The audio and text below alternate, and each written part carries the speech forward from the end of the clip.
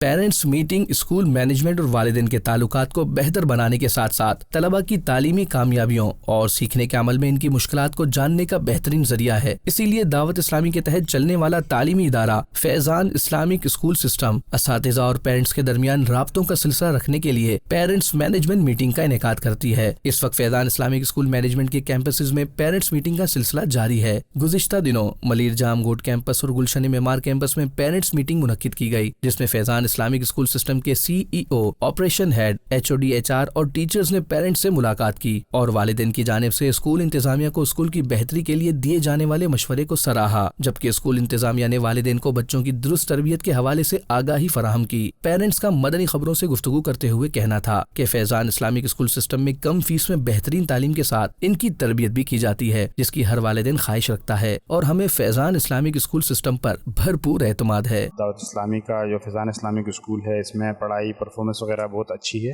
اللہ کا شکر الحمدللہ۔ دوسرا سال ہے میرے بچوں کا یہاں پر پڑھ رہے ہیں اور یہ ہے کہ اچھا رسپانس مل رہا ہے۔